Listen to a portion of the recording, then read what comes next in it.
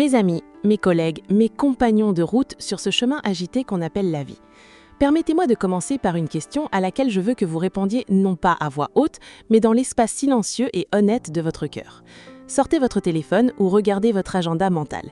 Dites-moi, à qui appartient la première ligne de votre journée ? Pas la première heure, pas la première réunion, la première ligne, la première goutte d'énergie, la première étincelle de concentration. Si vous êtes comme la plupart des personnes brillantes, travailleuses et bienveillantes dans cette salle, vous venez de réaliser quelque chose d'effrayant. Cette première ligne appartient à quelqu'un d'autre. Elle appartient à un courriel. Elle appartient à une demande de votre patron.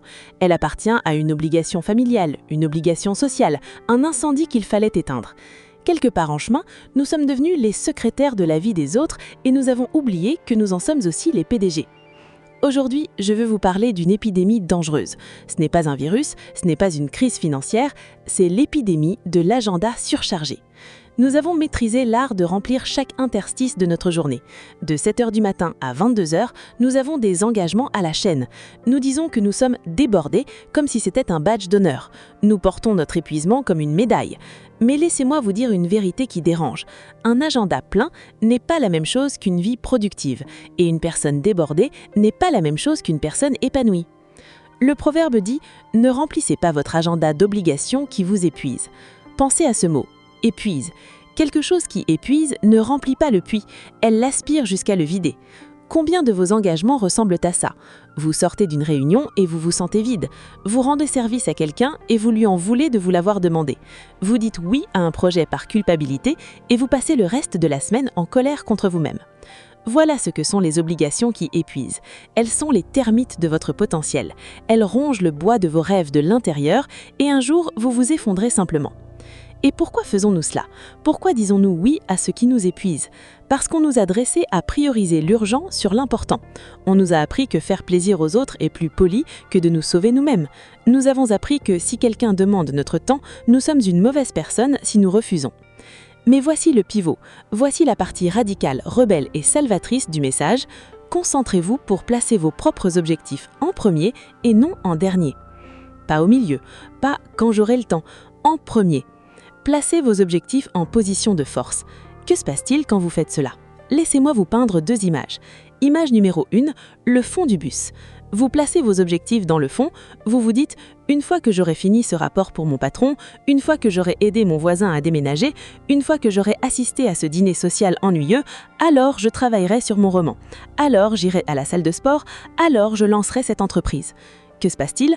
Quand vous arrivez au fond du bus, le bus est vide, vous êtes épuisé, votre créativité s'est envolée, votre force de volonté est une rivière asséchée. Vos objectifs sont là, assis dans l'obscurité, négligés, mourant de faim d'attention. Vous vous endormez en vous promettant demain, et demain vous faites la même chose. Vous vous mettez vous-même dans la salle d'attente de votre propre vie. Image numéro 2, le siège du conducteur. Vous placez vos objectifs en premier. À 8h, au lieu de vérifier vos courriels, vous passez 60 minutes à écrire. Au lieu de défiler sur les réseaux sociaux, vous passez 30 minutes à faire de l'exercice. Au lieu de dire oui à un déjeuner inutile, vous dites non pour pouvoir finir la proposition de votre projet parallèle. Maintenant, regardez ce qui arrive. Soudain, le monde ne s'effondre pas. Les courriels sont toujours là à 9h. Le patron reçoit toujours son rapport. Le voisin reçoit toujours son aide. Mais la différence est sismique. Vous abordez maintenant les obligations du monde d'une position de plénitude. Vous ne versez pas d'une tasse vide. Vous versez d'une tasse que vous avez déjà remplie en premier avec votre propre victoire. Lorsque vous vous placez vous-même en premier, vous n'êtes pas égoïste, vous êtes soutenable. Soyons clairs sur l'ennemi ici. L'ennemi ne sont pas les autres. L'ennemi est la fausse croyance que vos rêves sont moins importants que les demandes des autres. La grande ironie de la vie moderne, c'est que nous avons du temps pour tout, sauf pour les choses qui comptent le plus pour nous. Nous avons du temps pour défiler 3 heures sur les réseaux sociaux, nous avons du temps pour discuter dans des groupes de discussion inutiles, nous avons du temps pour regarder une saison d'une série médiocre, mais nous n'avons pas le temps d'apprendre cette langue, de nous entraîner pour ce marathon, d'appeler ce mentor, d'écrire ce plan d'affaires. Pourquoi ? Parce que défiler ne demande aucun courage, rédiger un objectif, si. Placer vos objectifs en premier, c'est effrayant, parce que si vous placez votre objectif en premier et que vous échouez, vous n'avez à personne à blâmer que vous-même. Lorsque vous placez tout le monde en premier et que vous échouez, vous pouvez jouer la victime. J'aurais été un grand artiste, mais mon travail m'a pris tout mon temps. Non, c'est un lange confortable, mais une lange tout de même. La révolution pratique. Alors, comment réparons-nous cela dès ce soir? Comment sortons-nous de cette salle transformée? Premièrement, auditez votre agenda, maintenant, mentalement. Regardez les 7 derniers jours. Surlignez en rouge chaque engagement qui vous a laissé une sensation d'épuisement. Maintenant, soyez mirpicieux, annulez la moitié. Oui, la moitié. Vous ne devez votre épuisement à personne. Deuxièmement, planifiez le gros rocher en premier. En gestion du temps, on dit de mettre les gros rochers dans le bocal avant le sable. Votre objectif est le gros rocher. Voulez-vous prier, faire de l'exercice, écrire ou créer? Bloquez cette heure avant de répondre à le moindre message. Défendez cette heure comme un lion défend ses petits. Quelqu'un qui essaye de voler cette heure est en train de voler votre avenir. Traitez-le en conséquence. Troisièmement, apprenez la puissance sacrée du non. Une phrase complète, pas d'explication nécessaire.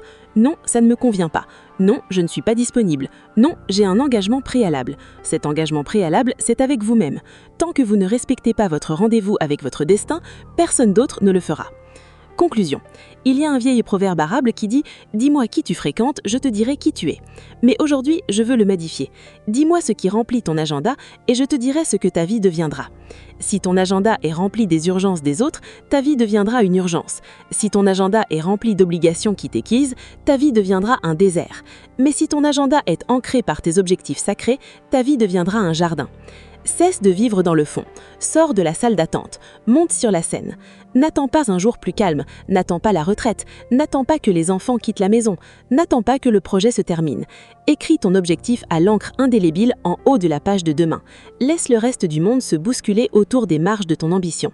Parce que voici la vérité finale. Le monde prendra tout ce que tu lui donneras. Il prendra ton temps, ton énergie, ta jeunesse et ton talent. C'est une bête affamée. Mais toi, tu es le gardien de la porte. N'ouvre pas la porte à ceux qui épuisent, ouvre-la à tes rêves. Place-toi en tête de la file, tu es resté dans le fond bien trop longtemps. Merci.